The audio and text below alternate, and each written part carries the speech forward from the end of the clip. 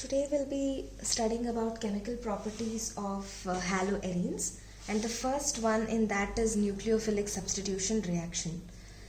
So I have taken here for haloalkanes. We have already studied that yes, haloalkanes will undergo nucleophilic substitution reaction. Now we have to see if haloarenes also undergo nucleophilic substitution reaction or not.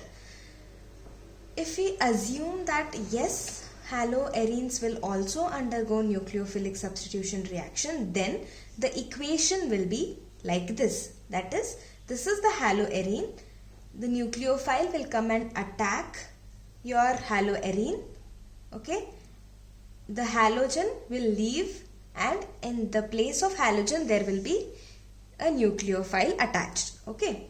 So this equation is possible only if we consider that nucleophilic substitution reactions can happen in haloarenes also.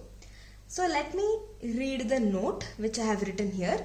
At normal room temperature, this reaction, that is nucleophilic substitution reaction, is not possible. So according to the note, this equation or this reaction is not possible at normal room temperature. Okay, so why is it not happening? The answer for this lies in the three reasons which I am going to state further. Okay, so why nucleophilic substitution reaction is not happening is what we should study now.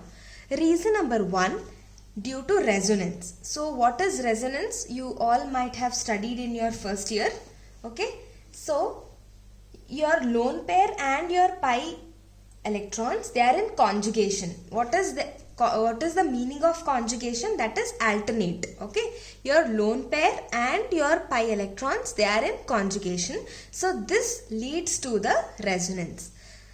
So out of 7 electrons, chlorine has 6 of them as a lone pair, and 1 is involved in bond formation with the carbon. Okay, now this lone pair the electrons will come to this bond to form a double bond, and I have written here how the resonance structure will be formed. When these electrons will come to form a bond, okay, so there will be 5 bonds attached to carbon, that is these 2, 3, 4 and 5. Okay, if I have to write and show you,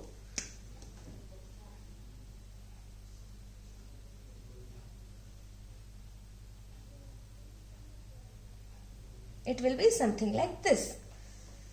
After chlorine gives it electrons towards the bond formation, but we know that the valency of carbon is 4.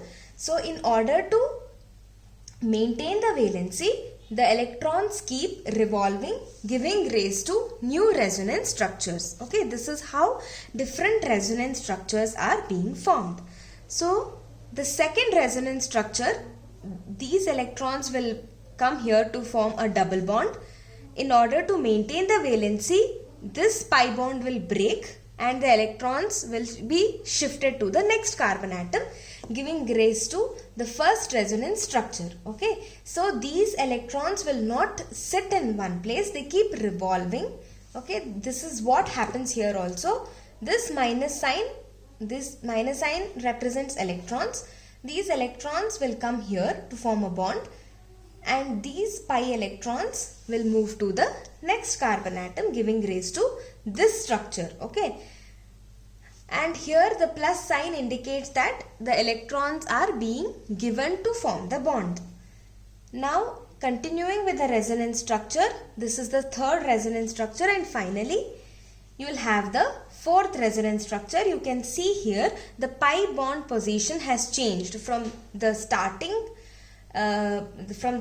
molecule to this molecule. If you see, the position of the double bond has been changed. Okay, so this cycle, that is initially carbon and chlorine had single bond. Okay, then there are double bonds in different resonance structures, then again it has a single bond. This cycle keeps on repeating. Okay, so we can say that there is one complete bond, that is which is formed between chlorine and carbon initially, and other one which is formed due to the resonance can be considered as a partial bond. So chlorine and carbon has one complete bond. Chlorine, this is chlorine and this is carbon. Chlorine and carbon has one complete bond and one more is the partial bond which is formed due to resonance. So the bond order will be 1.5. All the while we had thought that the bond order between carbon and the bond order will be 1, but it is not so. The bond order is 1.5, and why is it so? It is because of the resonance. That is why if the bond order is more, you know that more energy is required to break that bond. So at room temperature, this bond cannot be easily broken. Okay, that is why it requires a higher temperature so that this bond is being broken, and in this place another nucleophile come and attaches. So this is how resonance is one of the reasons why nucleophilic substitution reaction is not taking place at normal temperatures in haloarenes.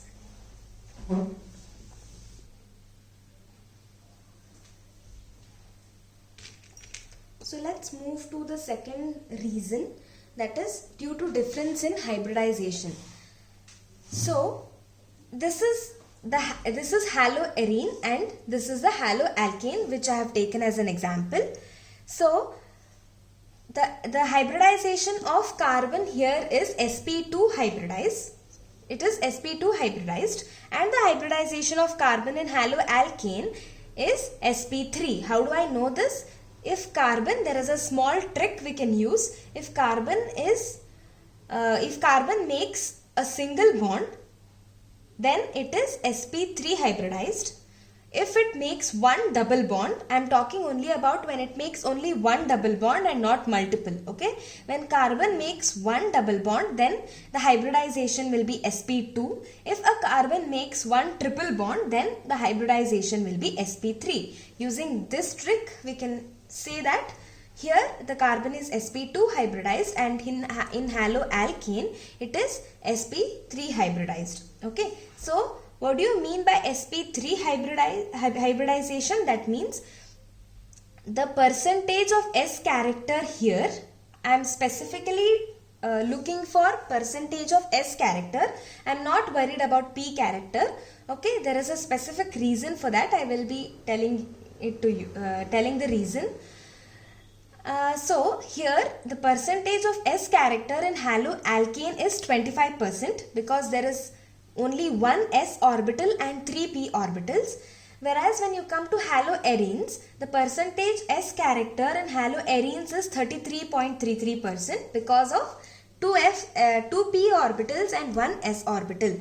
So it is obvious that the percentage S character is more in haloarenes when compared to that of haloalkanes. So what does this percentage S character has to do?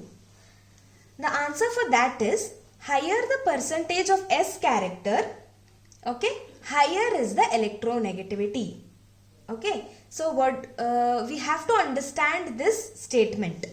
So usually what happens in substitution reaction, this be due to the electronegativity difference between your carbon and your methyl group and your halogen. What happens? Halogen will gain a partial negative charge and your carbon will gain a partial positive charge. So this makes it easy for a nucleophile to get attracted towards the partially positive charged carbon. Correct?